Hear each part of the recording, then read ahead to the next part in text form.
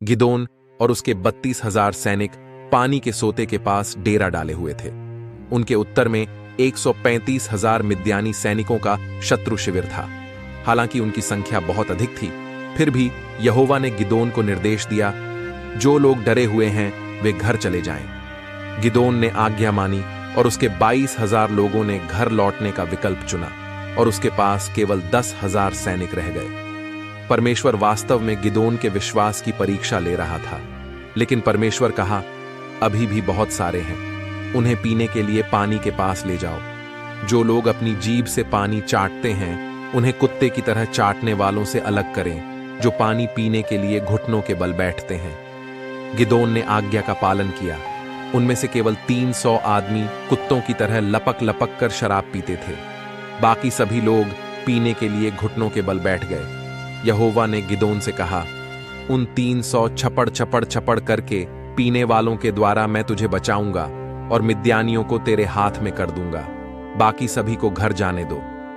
इसलिए गिदोन ने उन 300 को रख लिया और जो घर भेजे गए थे उनकी रसद और तुरहियां अपने अधिकार में ले ली। उस रात के दौरान यहोवा ने गिदोन से कहा, यदि तू आक्रमण करने से डरता है तो अपने सेवक फूरा के साथ छावनी में जा और वे क्या कह रहे हैं सुनो। जब वे शिविर के करीब पहुंचे तो उन्होंने एक दुश्मन सैनिक को एक अजीब सपने के बारे में बात करते हुए सुना। जौ की रोटी का एक गोल टुकड़ा मिद्यानियों की छावनी में लुढ़कता हुआ आया। इसने तंबू पर इतनी जोर से प्रहार किया कि तंबू पलट गया और ढह गया। उसके मित्र ने उत्तर दिया, यह योआश के पुत्र इज़राइली गिदोन की तलवार के सिवा और कुछ नहीं हो सकता। परमेश्वर ने मिद्यानियों और सारी छावनी को उसके हाथ में दे दिया है। जब गिदोन ने यह समाचार सुना तो उसने झुककर परमेश्वर को दंडवत किया। वह इज़राइल की छावनी में लौट आया और चिल्लाकर कहा, उठो, यहोवा ने मिद्यानियों को तुम्हारे हाथ में कर दिया है। उसने 300 आदमियों को 3 टुकड़ियों में बांट दिया और उन सब के हाथों में तुरहियां और खाली घड़े दे दिए और उनके भीतर मशालें थीं। मुझे देखो, उसने उनसे कहा, मेरी बात का अनुसरण करो। जब मैं शिविर के किनारे पहुंच जाऊं तो ठीक वैसा ही करना जैसा मैं करता हूं। आधी रात में मिद्यानियों द्वारा पहरा बदलने के तुरंत बाद गिदोन और उसके लोगों ने शिविर को घेर लिया। गिदोन के संकेत पर उन सभी ने अपनी तुरही बजाई, अपने घड़े तोड़ दिए और मशालें जला दी।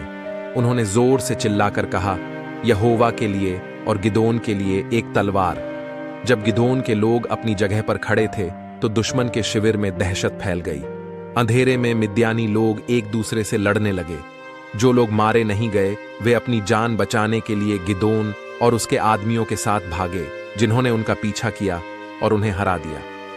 यह एक अविश्वसनीय जीत थी। विजय के बाद इस्राएलियों ने गिदोन से कहा, हम पर शासन करो, तुम्हारे बेटे और तुम्हारे पोते, क्योंकि तुमने हमें मिद्यानियों से बचाया है।